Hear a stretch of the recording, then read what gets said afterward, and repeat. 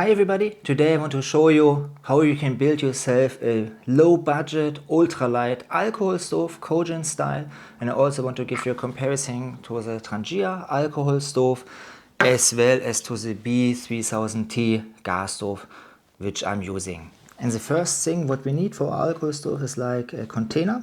In this case I have like a cosmetic tin out of aluminium which is screw lid, and I also have here like it comes with a lot of tins or not, it's like a silicone material for the lid you can put in.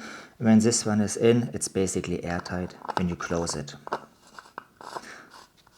And the next thing what we need for alcohol stove is like a filling material which is like spongy and highly heat resistant. There are two materials. The first material you can use is like a ceramic wool, like this piece here. This is usually used for like wood stove, insulations, all the stuff, which is temperature resistant up to 1360 degrees.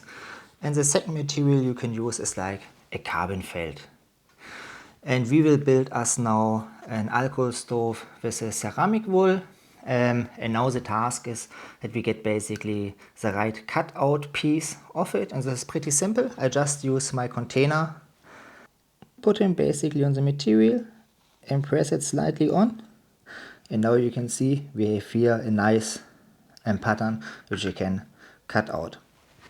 Yeah, and I can also highly recommend you to wear some gloves because the fiber of the materials here, they break really quick off and then you get really itchy hands.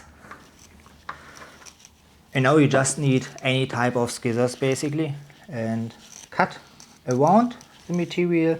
It's really easy to cut.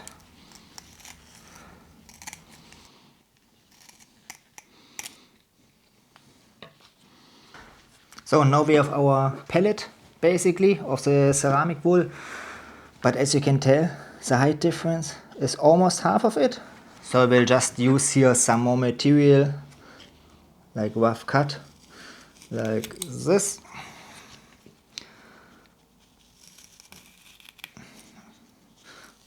And make it like a half circle of it. And now I can divide it in half. And when we see now, when I put this one on top, it is a bit more than the tin, but when I can squash it down, it will fill nicely our tin.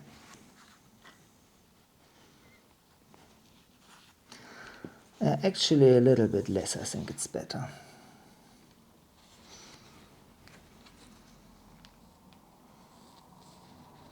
Yeah, it's a bit of fiddly to get the right height of the material you bought, but generally now, yeah, when you look, I have here the two pieces and I put this one on top. When you squash it, this is now, I would say, perfect. It goes to the top of the tin. And now I just put here this pancake style of thing, which is actually pretty neat, on top of the tin, which is like this. Just squash, squash. Now you can make it neater, obviously, yeah. But by the end of the day, this is now how our alcohol stove looks like, and it's already finished.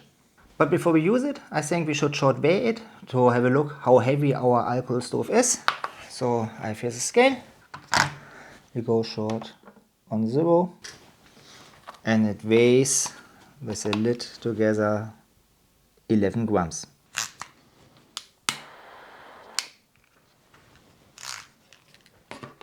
So, and this is now our self-built alcohol stove, kojin style.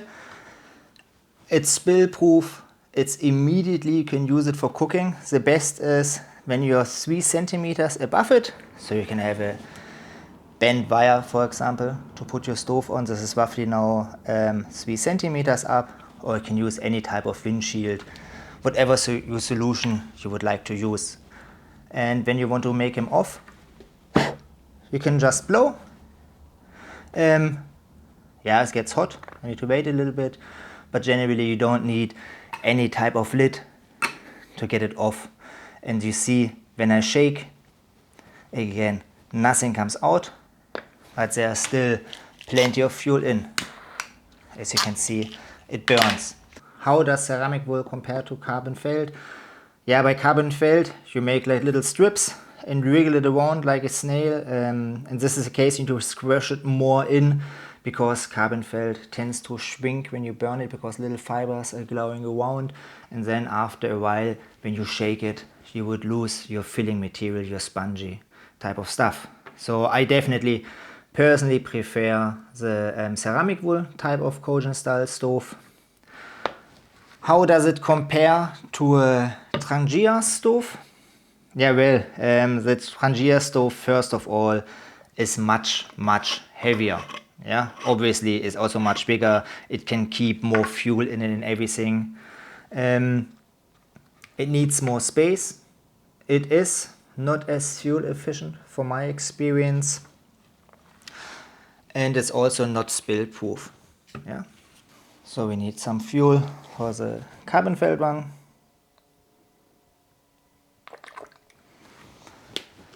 We have a look.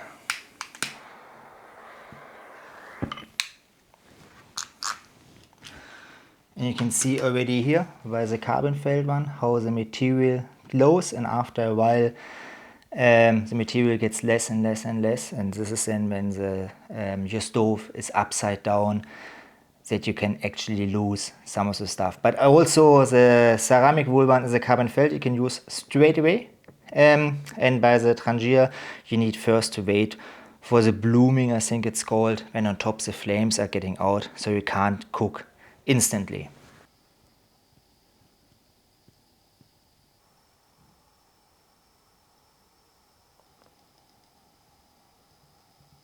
And here you can see just the comparison, like the ceramic wool and the carbon felt are basically the same, and by the trangia you can see he's just much bigger. Now we can close it.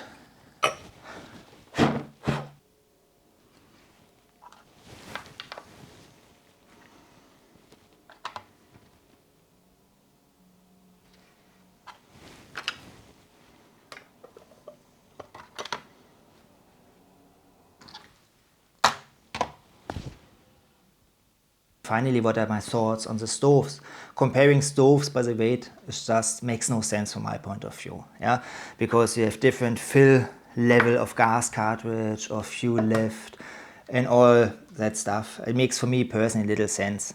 I started with a trangia stove, but I never liked the idea of cooking in a tent with an open alcohol stove. If it would fall over, it never happened. Probably will never happen. But I never felt really comfortable with it. I didn't like the idea of it.